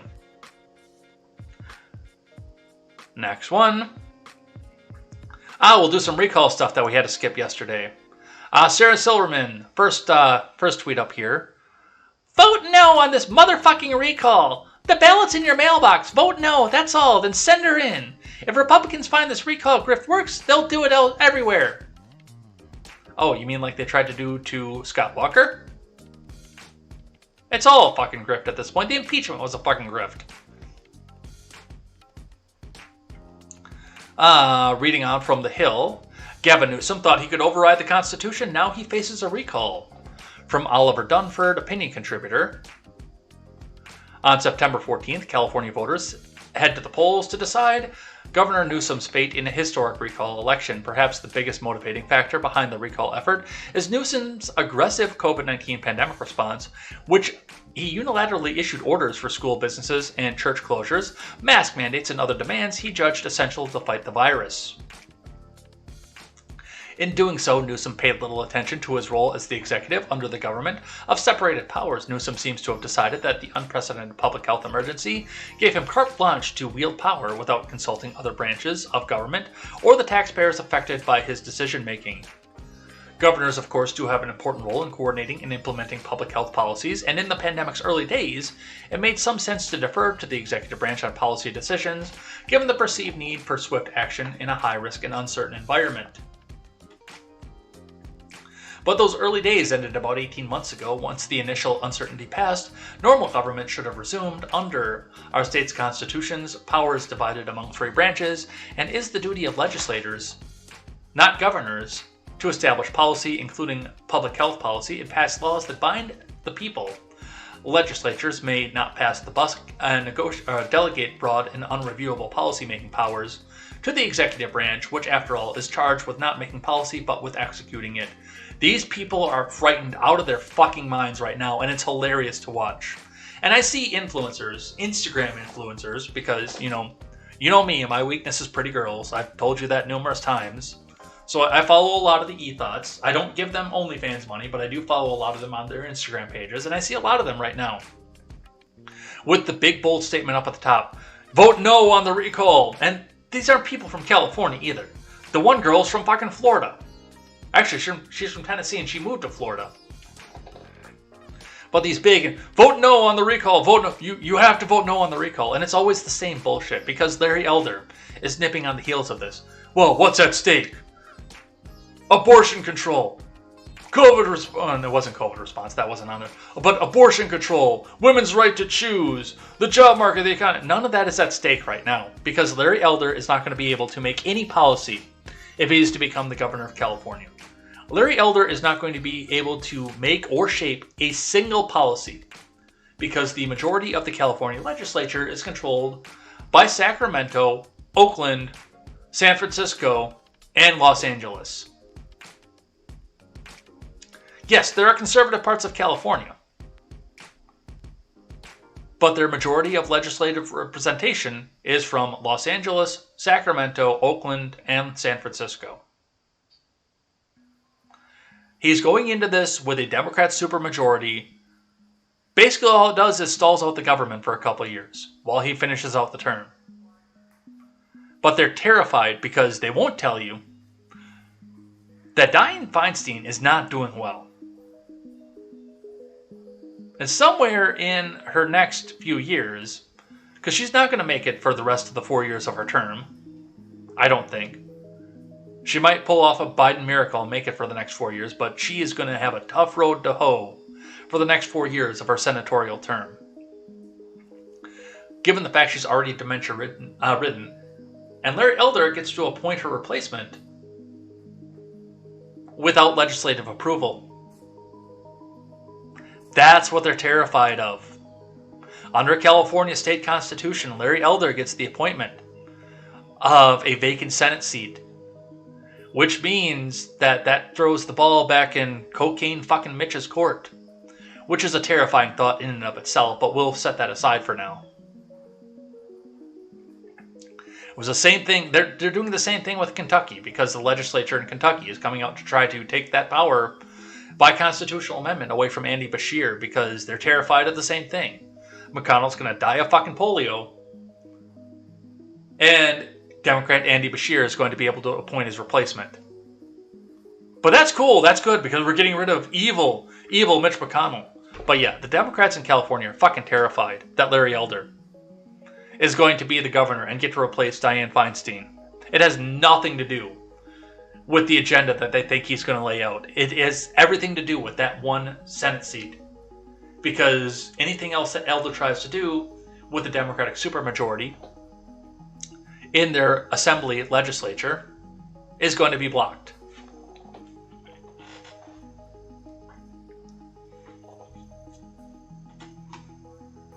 All right. Some New York stuff.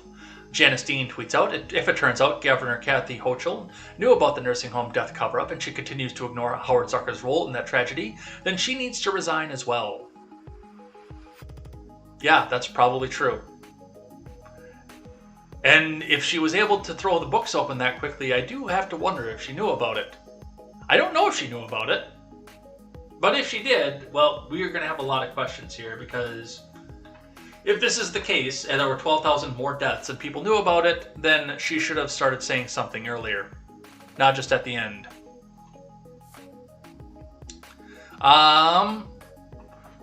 Here's one out of Texas for you guys. Texas legislature sends sweeping GOP voting bill to governor. From Paul J. Weber and Acacia Coronado. All right, it's 9. We're going to go a little bit over the 9 o'clock mark, so you guys who want to head over to the Daily Ignoramus, hang tight for just a little bit more, because we're going to see if we can clean up a couple more of these here. A couple important ones, and then we can save a few more towards the end, but yeah, I want to grab a couple more of these here before we get out of here. Texas legislature sends sweeping GOP bill to governor. The Texas legislature sent a sweeping rewrite of the state's election laws to Republican Governor Greg Abbott on Tuesday, dealing a bruising defeat to Democrats after a months-long bitter fight over voting rights.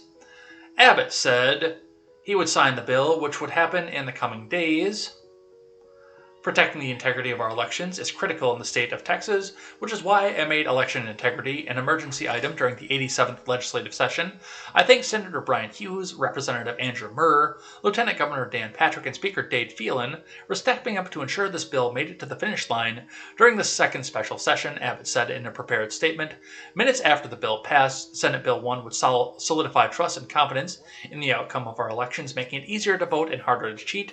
I look forward to signing Senate Bill 1 into law, ensuring the election integrity in Texas. So we'll probably be talking about this tomorrow, because he's probably going to sign it today, later on, in a big ceremony, because this got so publicized. There's probably going to be a great big national ceremony that goes with this. And the left wing, and the Young Turds, and CNN, CIANN, and MSDNC are going to fucking melt down. It's a shame that I have to go back on keto today, because I really probably need some popcorn for this. But that's super high in carbs and I can't eat it. At least until I can fit in my pants a little bit better again. But we'll continue to watch that. From the New York Post. New Yorkers can get first COVID shot. Go dine right away, says de Blasio. From Stephen Bago, Julia Marsh, and Sam Raskin. Mayor de Blasio offered New Yorkers a workaround for his own vaccination mandate Tuesday, saying that despite COVID-19 shots needing weeks to take full effect after being administered, hungry but unvaccinated foodies and movie buffs can get their jab and then head straight to a restaurant or theater. Let's say someone goes to a restaurant and they didn't know about the rule. They really want to go to the restaurant. They're ready to get vaccinated, de Blasio said during his daily press briefing held remotely from City Hall. You really want to go to that restaurant, you really want to go to that concert or wherever it may be, you can literally go to that vaccination site, get your first shot, get your card, come back, go to that restaurant, go to that movie theater, go to that concert. And this goes to show what I've been saying about this whole thing all along. Right from the beginning, this is not about protection from a virus anymore. It never was. This isn't about trying to make sure that you don't get sick or you don't get anybody else sick, that you don't spread it anymore. Because in order to not spread it, you need to get both of your doses of vaccine, and it takes a couple weeks for it to work through your system. We've known about that from the start. If we accept all of the vaccine literature at its word, which I don't. This is about control. This is about nothing but control.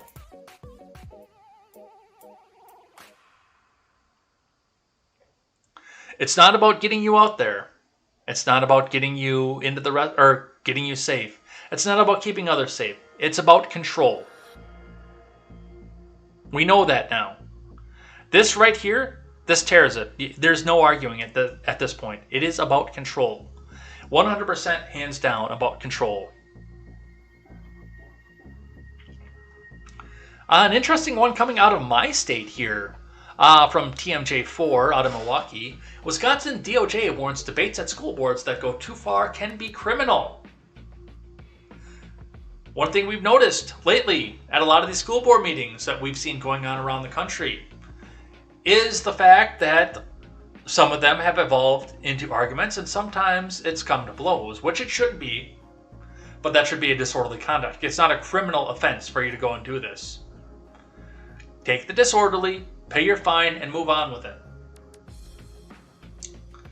But this is another attempt to scare people away from going to the school board meetings, which you need to be attending. Go to your local government, participate in your local government, go to your school board. Tell your school board what you think about what they're teaching your kids. But I've got a feeling that these mandates will also be completely, 100% fairly done across the board. They'll be fairly enforced across the board. This is from Rebecca Klopp. All right, we're going to do this one, and we're going to do one more. Then we'll do something I'm thankful for and head over for the Daily Ignoramus. Out of control school board meetings over COVID-19 protocols has the Wisconsin Department of Justice's Office of School Safety warning if people go too far in debates, that speech can become criminal. No, it cannot. Speech is not criminal. The Office of School Safety spoke to school leaders about what kinds of speech are protected when police involvement is appropriate. This comes as school board meetings have turned heated around issues like mask mandates. At the Burlington School District Board meeting earlier this month, people shouted things like cowards, you fucking cowards, we pay taxes for you to be in that job. At that point, the board took recess to let things cool down. However, police became involved when members of the public started searching the school building for the board members. Yeah, that was probably too far. So when we think about is it typical for people to voice their opinion at a school board meeting? Yes, it is. Said Kristen Devitt with the DOJ's Office of School Safety. One thing that is different is where we see people making threats, where there's physical violence involved, when the emotions are high, and that is when we see behaviors changing and things becoming concerning. A mask debate in Oconomowoc caused 3 board members to quit last week. Last night in Pewaukee, a police officer had to calm down an audience member as the board members discussed COVID-19 mitigation plans. Devitt says if the people go too far in a school board debate, it could mean facing criminal charges. No. No, and this needs to be fucking protested. This is the shit that they need to be up and protesting on the Capitol steps in Madison. Because that's, of course, where Kristen Devitt works out of, is the Capitol in Madison. No, you should be in there. You should be voicing your opinion. And yes, the government should be afraid of you. That's why we want to go to local government. Because, hey, you think you're going to sit in the U.S. Department of Education's office and do the same kind of thing? And that's, once again, why they're trying to push a lot of this and force a lot of this back over into the federal government. Because then they can call in the National Guard to protect them. Oh, look, these evil, scary terrorists are going to come in, and then they're going to come in and they're going to do something. They're going to try to take the Capitol again. Oh my, oh no, what are we going to do? That's fucking bullshit. No. No. This shouldn't be a threat of criminality. Now, yes, if somebody strikes somebody else, then yes, there's criminality. But we don't do pre-crime in this country. I don't know how many times I have to tell the world, we do not do pre-crime in this country. And yet people still believe that we do pre-crime in this country. Alright, last one. Then we'll do something I'm thankful for and head out of here. Here's an update from a story that we read just yesterday, actually. A Chicago judge reverses decision. Will allow unvaccinated mom to see her son after all. Which, and don't worry, Ron, I saw you at the beginning of the show. You did come in and say that, yeah, this judge should be removed from his or her position. And yes, this judge should be removed after this, because that was a step too far. From Chicago, a judge in Chicago has reversed his decision, barring an unvaccinated mom from seeing her son. Cook County Judge James Shapiro told Rebecca Furlett in early August she would not be allowed to see her 11-year-old son because she refuses to get vaccinated against COVID-19. Furlett divorced her husband 7 years ago and has been sharing custody and parenting time. Furlett said she told the judge she had not gotten the shot because she'd had adverse reactions to vaccines in the past. But on Monday, the mother's attorney told Fox 32 that the judge reversed his previous order and said that Ferlett could see her son after all. Judge Shapiro just issued an order vacating portions of his prior order of August 11th, so Rebecca Ferlett can see her son again, attorney Annette Fernholz told Fox 32 in Chicago. Fernholz said Shapiro's decision to reverse his ruling was spurred on by national backlash after the story was first reported by Fox 32 News. I think there's been a lot of media outcry. Fernholz says the divorce bar here in Illinois has been responding when they saw it on the news. Ferlett says she cannot wait to see her son, whom she's not been able to have in-person contact with since August 10th. I was surprised, but my reaction is I'm grateful, Ferlett said. After the initial block to her access, Ferlett said she was distraught. I miss my son more than anything. It's been very difficult. I haven't seen him since August 10th. Ferlett told Fox 32 in Chicago in an exclusive interview, I think it's not in my son's best interest to be away from his mother. So there you go. That's something that will warm your heart and tell you that yes, even in a liberal hellhole where they will make the wrong decision because of politics, they can come back out and make the right decision. Now remove Shapiro from his post because no, this does not fly. This should not fly anywhere. And this should not be it. We need to make in this society make it clear that stuff like this is not acceptable. You will not make a where does it stop? At some point, we'll start to see people having their kids taken away from them. We'll start to see people having their lives taken away from them. They're already trying to make the unvaccinated into a second class of citizen. And it needs to stop somewhere. So good on this judge. Now get him the fuck out of his seat. Go elect somebody else in there that has some sort of compassion. No, this is too far. All right. And on that, I think we're done with the news for the day. We will catch up on this Bishop Sycamore football controversy. We'll catch up on that tomorrow. Some Moderna stuff. And this couple updates on Libs of TikTok too. We'll do all this stuff tomorrow. But for now, we will end the show on something that I am thankful for. Something that restores my faith in humanity, which, that in and of itself, what we just read restores my faith in humanity just a little bit. But some of the things that I'm thankful for. Now, I look at this and I see that Dane County has its mask mandate again, and I'm thankful I don't live there. I am very thankful that I was able to find a sort of central location for places that I need to be or would like to be at some point here. Now, yes, it is a bit of a pain if I want to go up to my mom and dad's to spend the 4 hours on the road, which I usually spend in Discord talking to you guys anyway. If you guys ever want to and I'm on the road, I usually pop into the Discord and have the conversation, so you guys can do that. But, getting across the state, especially with our super inflated gas prices. It was super easy last year when gas was 99 cents a gallon, but to get across the state at $3 a gallon, whenever you want to, that's a bit of a pain, but I'm still centrally located. If I want to get to Kenosha, I can get there. If I want to get to the Dells, I can get there. If I really wanted to get to Madison, I can get there too.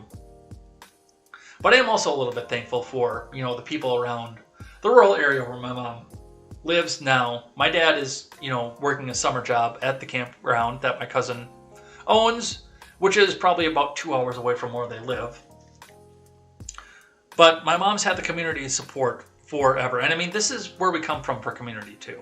So my mom has been a waitress for pretty much my entire life, into her 60s, and she was carrying a big tray of food, and she was able to actually carry it out to the table no matter what. But probably about 2 steps into carrying the tray, her knee gave out.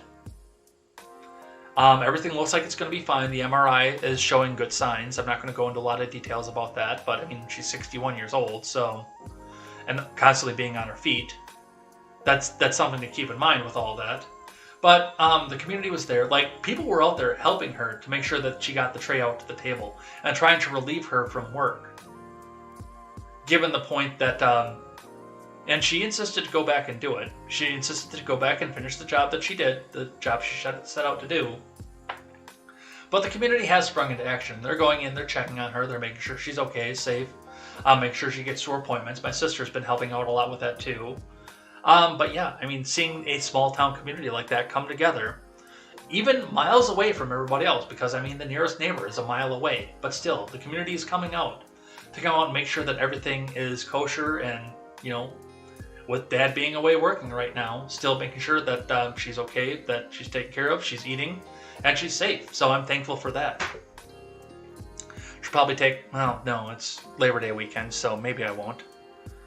I don't know, I gotta figure out what to do with the show. But I should probably take some time and head up there myself, but we are where we're at right now. So we will go and check in that. I'm thankful for the community up there for taking care of my mom. I'm thankful for that, and hopefully she recovers quickly, because she does want to get herself back to work.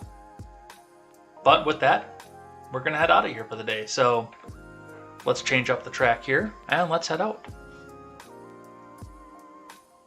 Oh, that's trouble. That's not Pretzel Rocks. Drop the music. Where's my music track? Where's my outro track? There it is. All right, so thanks everybody who came by and chatted in the live chat with us today. Thanks everybody for coming and hanging out. This was a good day. I know that it keeps getting busier and busier, and we got to listen to some good speeches. If you guys do want to talk about something, leave it in the Discord, or links are blocked in the chat, so we can't really do that, but leave it in the Discord or leave it to me on Twitter. I know Awol has been tagging me on stuff on Twitter that he wants me to cover, and I try to get to all of it as well. So thank you guys all for doing that. That's awesome of you guys, and we'll be back here tomorrow with more contemporary, and we will see what the news brings to us then. Until then, go over and check out the Daily Ignoramus, which started probably about 10 minutes ago, so go and check that out. Until then, I am Jay Edgar, and this is, I'm Jay Edgar, and this is Contemporary. Take care.